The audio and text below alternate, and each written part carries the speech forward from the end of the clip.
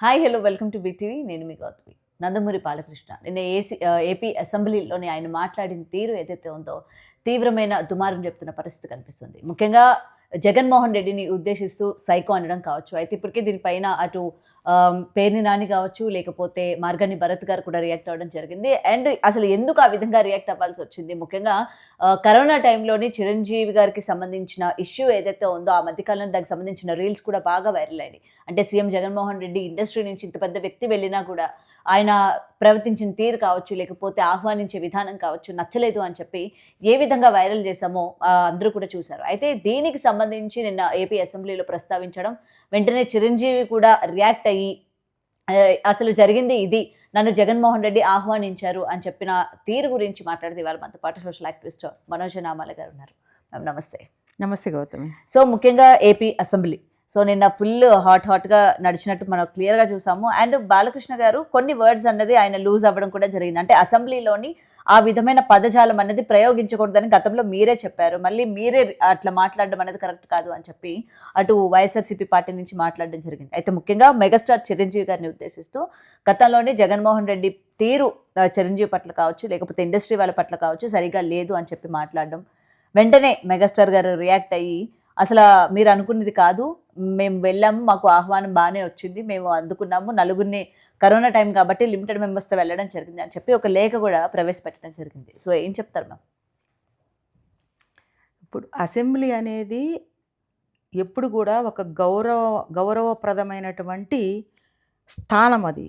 అక్కడికి వెళ్ళాలంటే కూడా ఎంతో అదృష్టం ఉండాలి. ఎంతో పుణ్యం చేసుకుంటేనే ప్రజల సమస్యల గురించి చర్చించాల్సినటువంటి ఒక ప్లాట్ఫామ్ మీద ఎన్నోసార్లు ఈరోజనే కాదు ఇంతకు ముందు కూడా చాలా వాగ్వివాదాలు అయినాయి, కొట్టుకోవడం జరిగింది, మీదకి అవి ఇవి రాళ్ళు ఇసిరేసుకోవడం, అంత గందరగోళాలు చాలా అయినాయి. అయినప్పటికీ ఇప్పుడు చంద్రబాబు నాయుడు గారి హయాం అయితేనేమి కొంచెం అసెంబ్లీ కొంచెం రెస్పెక్టబుల్గానే నడుస్తోంది. అపోజిషన్ ఉన్నా కూడా ఏదో మాట ఇది కాదు అది అంటే ఒక సబ్జెక్ట్ గురించి మాత్రమే వ్యతిరేకత చూపించారు కానీ పర్సనల్గా ఎప్పుడూ చూపించలేదు.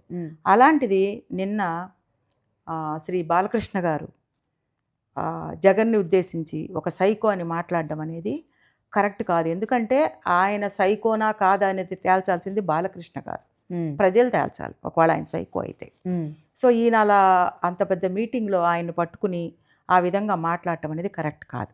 దాన్ని ఖండిస్తూ చిరంజీవి గారు కూడా గతంలో మేము 10 మంది వస్తాము ఈ ఫిలిం ఇండస్ట్రీ గురించి మాట్లాడటానికి, టికెట్స్ రేట్ల గురించి మాట్లాడడానికి అని అన్నప్పుడు ఆయన అసిస్టెంట్ ఉంటారు కదా, వాళ్ళు చెప్పారనమాట ఈ కరోనా టైంలో ఇంతమంది రాకూడదు, ఒక 5గురే రావాలి అని చెప్పినప్పుడు చిరంజీవి గారు లేదు మేము ఒక 10 మంది వస్తాము అన్నప్పుడు రావడానికి వాళ్ళకి పర్మిషన్ దొరికింది. 10 మంది వెళ్ళారు.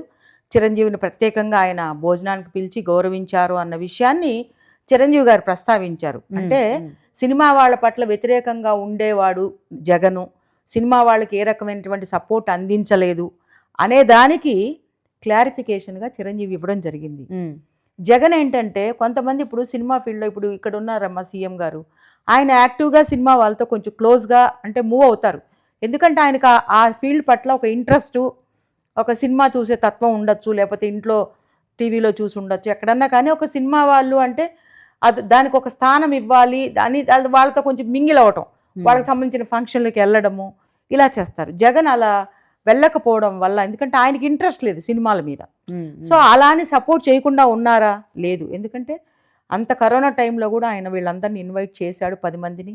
చిరంజీవి గారితో ప్రత్యేకమైన ఆహ్వానం ఆయనకు అందించి తీసుకెళ్ళి భోజనం పెట్టి మంచిగా మా ఇష్టం లేకపోతే ఇప్పుడు ఒక కప్పు కాఫీ ఇచ్చేసో లేకపోతే గ్లాస్ మంచినీళ్ళు ఇచ్చి పంపించవచ్చు. అలా కాకుండా ఆయనకు ప్రత్యేకంగా భోజనం అరేంజ్ చేసి సమస్యలు విని పంపించారు. అది ఎంతవరకు తర్వాత ఆయన సెటరేట్ చేశాడు అనేది తర్వాత సంగతి. సో ఆ నెగటివ్ ఇంప్రెషన్ పెట్టుకొని ఒక గౌరవప్రదమైనటువంటి ఒక మీటింగ్లో ఒక వ్యక్తిని పట్టుకొని సైకో అని మాట్లాడడం అనేది బాలకృష్ణ గారు అలా మాట్లాడడం అనేది కరెక్ట్ కాదనేది నా అభిప్రాయం. ఎందుకంటే మనం ఎక్కడున్నాము, ఏ స్థానంలో ఉన్నాం, మనకి ఎంత డబ్బన్నా ఉండొచ్చమ్మా, ఎంత హోదా అయినా ఉండొచ్చు, ఎంత సినిమా పలుకుబడి ఉండొచ్చు.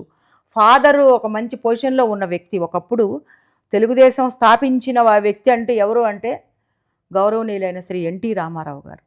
ఆయన తర్వాత దాన్ని అంత ఇదిగా పెట్టాలి, ఆయన ఉన్నప్పుడు ఎలా ఉందో అలా ఉంచాలనేటువంటి ప్రయత్నంలో ఇప్పుడు చంద్రబాబు నాయుడు గారు కష్టపడుతున్నారు, ఉమ్, ఆ కుటుంబం మొత్తం దాని మీద అటెన్షన్ పెట్టారు. ఉమ్, ఎంతన్నా కూడా వీళ్ళందరూ మాట్లాడినా కూడా ఎక్కడ కూడా జగన్ని పెద్దగా విమర్శించి మాట్లాడింది ఎవరూ లేరు. ఉమ్, ఎందుకంటే వాళ్ళ పనుల్లో వాళ్ళు పడ్డారు. ఉమ్, చంద్రబాబు నాయుడు గారు కూడా ఆయన పని ఏంటో, ఏది చెయ్యాలి, ప్రజెంట్ పరిస్థితి, రాష్ట్ర పరిస్థితి ఎలా ఉంది, రాష్ట్రంలో మనం అభివృద్ధి కార్యక్రమాలు ఏం చెయ్యాలి, ఏం చేస్తే బాగుంటుందనేటువంటి ధ్యాసలో ఉన్నారు. కానీ ఇట్లా విమర్శలు ఎవరూ చేయలేదు. ఉమ్. సో అలా అతని మీద కక్ష పెట్టుకొని జగన్ మీద ఆ విధంగా మాట్లాడడం అసెంబ్లీలో అనేది కరెక్ట్, నిజంగా కరెక్ట్ కాదు. అంటే ఎందుకంటే ఇప్పుడు కక్ష పెట్టుకొని మాట్లాడాలి అనుకుంటే దానికి ముందు సూపర్ 6 కావచ్చు, దీనికి సంబంధించిన సభలు కూడా నిర్వహించడం జరిగింది.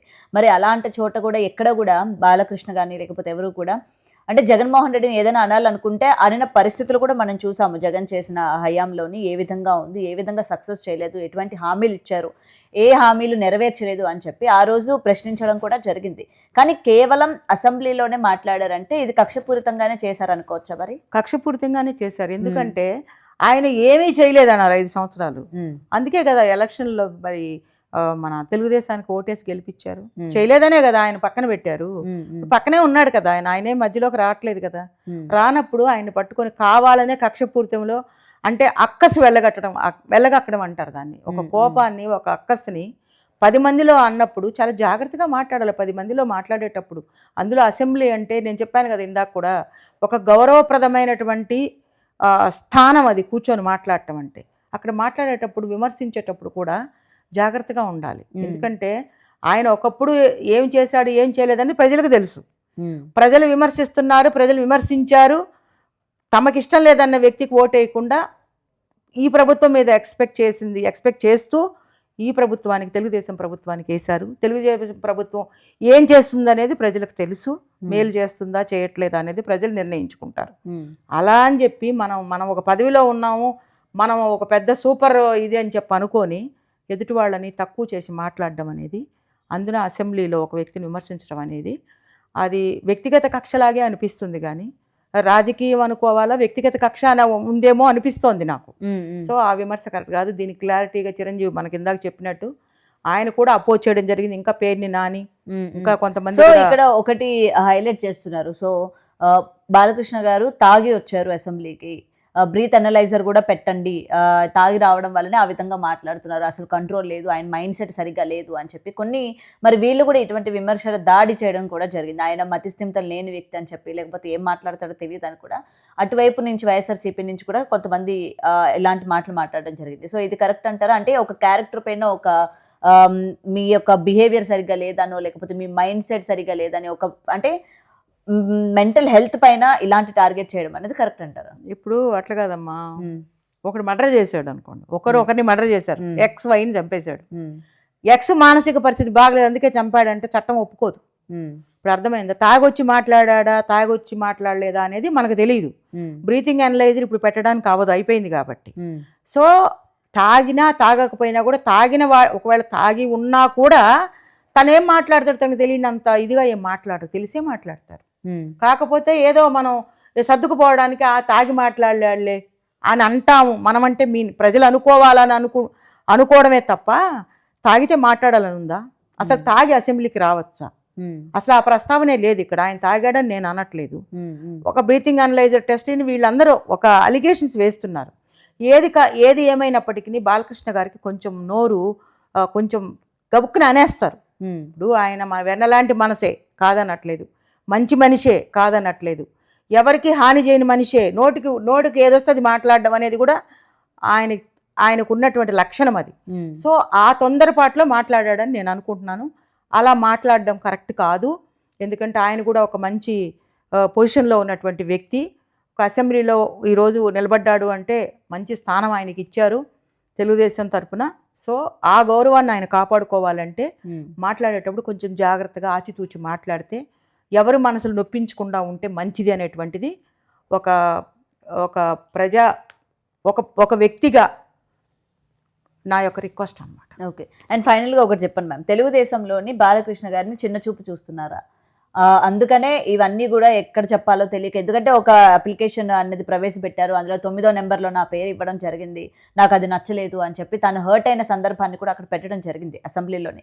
సో అసెంబ్లీలో మాట్లాడాల్సిన మాట కాదు కదా అది, ఏదైనా ఉంటే పర్సనల్గా చూసుకోవాలి. సో ప్రెసెంట్ టీడీపీ పార్టీలోని అటు చంద్రబాబు నాయుడు గారికి కావచ్చు, లేకపోతే లోకేష్ గారికి కావచ్చు, లేకపోతే పవన్ కళ్యాణ్ గారికి కావచ్చు, సో వీళ్ళకున్నంత ఏదైతే ఉందో ఇంపార్టెన్స్ కావచ్చు, ఇవన్నీ కూడా బాలకృష్ణ గారికి లేకపోవడం వల్లనే ఆయన ఈ విధంగా మాట్లాడాల్సి వచ్చింది. అటు జగన్ పైన కావచ్చు, లేకపోతే చిరంజీవి గారిని ఉద్దేశిస్తూ కావచ్చు, లేకపోతే ఆయనకు జరుగుతున్న అన్యాయం గురించి కావచ్చు అని చెప్పి ఒక వాదన వినిపిస్తోంది. సో దీనికి ఏమంటారు? నిజంగానే ఆయనకి ఇంపార్టెన్స్ లేదంటారా?